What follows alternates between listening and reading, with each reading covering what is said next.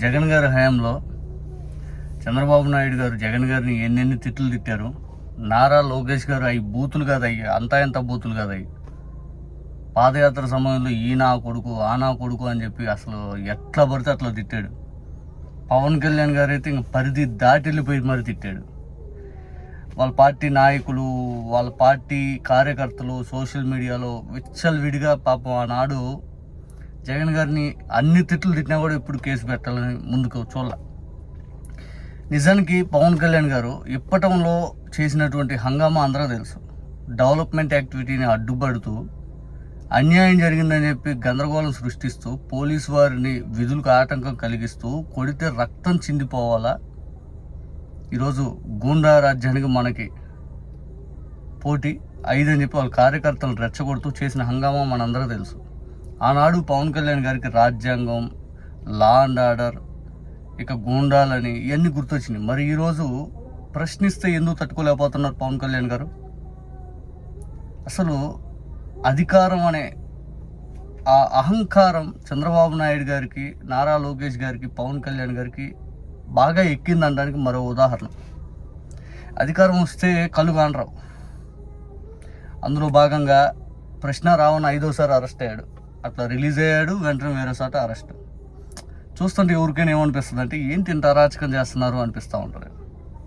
ఇంత అరాచకం అనేది ఎక్కడ ఆగిద్ది?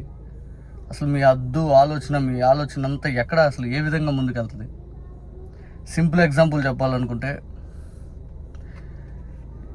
రావణ్ వీడియో ఇందాక చూసే పవన్ కళ్యాణ్ గారు, లేకపోతే చంద్రబాబు నాయుడు గారు, నారా లోకేష్ గారు, మీరందరూ నా కోసం ఎందుకు పోలీసు వారి సమయాన్ని వృధా చేస్తారు? నేనేమో రేపులు చేశానా, మర్డర్లు చేశానా, లేకపోతే నేను ఇంకోటి అన్నా దరిద్ర పని ఏమైనా చేశానా? దేనికి ఇట్లాంటి నా కోసం 500 మంది పోలీసులు టైం వేస్ట్ చేస్తూ ఇన్నిసార్లు అటు ఇటు తిప్పటం, ఇంత హంగామా చేయటం ఎందుకు? 4 రోజులు నేను నిరాహార దీక్ష చేస్తూ ఉన్నాను.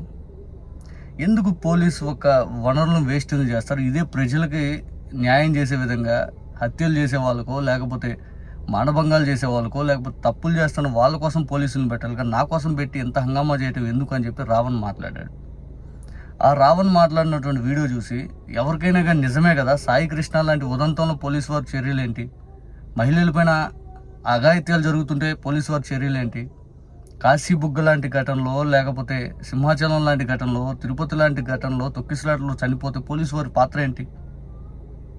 పోలీసుని పూర్తి స్థాయిలో నీరుగారుస్తూ ఈ ప్రభుత్వం సోషల్ మీడియా వాళ్ళ మీద, లేకపోతే క్వశ్చన్ చేసే వాళ్ళ మీద, లేకపోతే వైఎస్ఆర్ కాంగ్రెస్ పార్టీ నాయకుల పైన, కార్యకర్తల పైన, ఎవరైనా వివిధ పార్టీలు ఎవరైనా కానీ, ఇక్కడ ఎవరు ప్రతిపక్షం ఎవరు లేరులే కానీ మొత్తం జగన్ గారు మాత్రమే, ఇక్కడ ప్రతి ఒక్కరు చంద్రబాబు నాయుడు గారు పాకెట్ పార్టీస్ కానీ ఎవరైనా కానీ న్యూట్రల్గా ఉండేవాళ్ళు క్వశ్చన్ చేస్తే విచ్చలవిడిగా కేసులు. ఇదే పవన్ కళ్యాణ్ గారు గతంలో ఏం మాట్లాడారు? చంద్రబాబు నాయుడు గారు అక్రమ అరెస్ట్ అన్నారు, ఆయన పోయి రోడ్డు మీద పడుకుంటాడు. పవన్ కళ్యాణ్ గారు 33,000 మంది అమ్మాయిల గురించి మాట్లాడి వాలంటీర్లు నిందేసినా కూడా మనం ఏం చేయలేకపోయాం, కానీ కేసు పెట్టంగానే ఉపయోగం లేదు. సరే చూద్దాం. ఇప్పుడు పవన్ కళ్యాణ్ గారు వ్యాఖ్యలు చూడండి. ఒకప్పుడు ఇప్పటంలో ఆయన చేసిన హంగామా ఇప్పుడు అది పెద్ద ఎత్తున వైరల్ అవుతా ఉంది. కొడితే రక్తం చెందాలంట.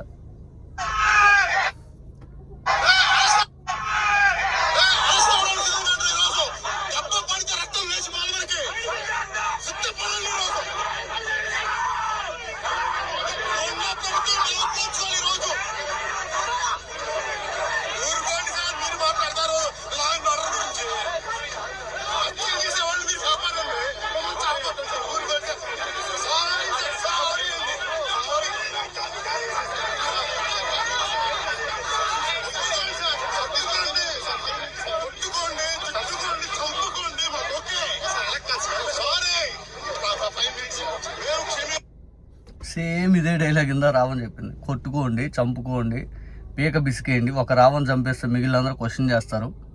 సేమ్ ఇందా రావణ్ అదే క్వశ్చన్ చేసింది, నన్ను చంపేయండి ఎందుకు, ఈ గోలంతా ఎందుకు, కొడితే రక్తం చెందాలి అని చెప్పి పవన్ కళ్యాణ్ గారు ఆ రోజు వేసిన డైలాగు.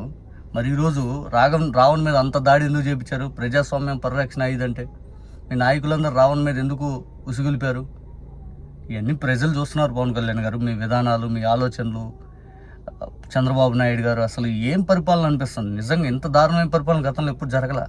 ప్రజలు కూడా అసహించుకునే స్టేజ్కి వెళ్ళిపోయింది మీ పరిపాలన నిజం చెప్పాలంటే.